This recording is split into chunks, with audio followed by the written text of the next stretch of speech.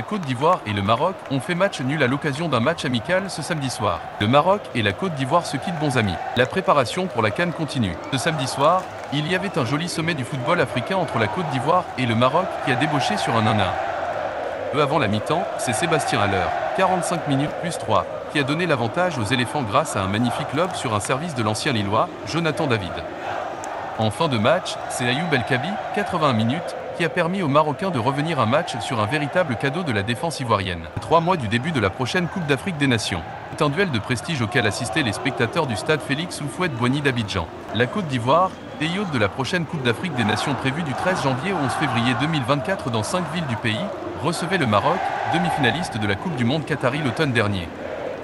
L'occasion pour les éléphants, groupe A, Nigeria, Guinée équatoriale, Guinée-Bissau, et les Lions de l'Atlas, groupe F, RD Congo, Namibie, Tanzanie, 2 cadors du prochain tournoi continental, de se frotter à des joueurs de haut niveau durant cette trêve internationale. Et pour cette rencontre, Jean-Louis Gasset et Wally Regragui proposaient 2 11 compétitifs, avec les présences notamment de plusieurs pensionnaires de la Ligue 1, entre Amin Harit, Azzedine Ounahi, Olympique de Marseille, Wilfried Singo, AS Monaco, ou encore Oumar Diakité, Stade de Reims. Le début de rencontre se résumait à un round d'observation entre ces deux formations, bien en place et respectant les consignes de leurs sélectionneurs respectifs. Les premiers déséquilibres étaient créés par les ailiers marocains, Amin Harit et Amin Adli, provoquant quelques fautes intéressantes afin d'amener le danger dans le camp adverse, en témoigne la tête ratée de Youssef En-Nesyri, 21e. Dans la foulée, le puissant Diakité arrivait à s'amener le ballon dans la surface marocaine, mais sa tentative est dégagée devant la ligne par Naïef Aguer, 22e. L'ancien Lensois Seko Fofana, aujourd'hui à Al Nassr, se montrait également dangereux, avec 2 frappes lointaines mais imprécises, 22e, 26e.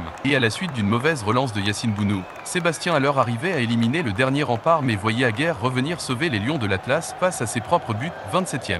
Le Maroc de Wally Regragui continuait de mettre le danger devant les buts de l'Angevin Yaya Fofana, pas loin de se faire surprendre par la tête lobée de Selim Amala, passant finalement au-dessus de la barre transversale, 37e.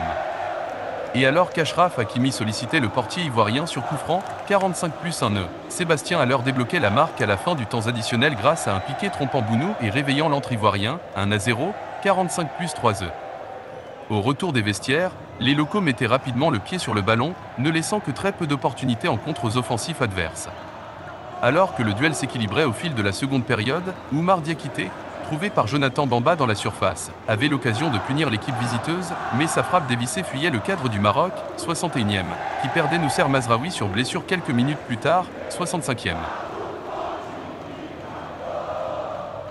Profitant de quelques approximations marocaines dans leur propre moitié de terrain, la Côte d'Ivoire n'était pas loin du break avec la reprise au second poteau de Simon Adingra, passant à quelques centimètres des buts d'un Bounou battu, 79e. Mais dans la foulée de cette occasion franche, l'entrant Ayoub El Kabi venait presser les premiers relanceurs ivoiriens et était récompensé du but égalisateur en trompant Fofana sur son pressing, 1-1, 81e. Également entré en jeu, l'attaquant de Galatasaray Wilfried Zaha et coéquipier de Hakim Ziyech, resté sur le banc, n'a pas réussi à lober Bounou de la tête, 90 plus 2 œufs. Score de parité entre la Côte d'Ivoire et le Maroc, qui affronteront respectivement l'Afrique du Sud en amical et le Libéria pour la dernière rencontre, sans enjeu, des qualifications pour la CAN. Prévu le 9 septembre dernier mais reporté en raison du séisme qui avait touché le royaume. C'était Monsieur Michel avec vous, sur Gamestaffy TV.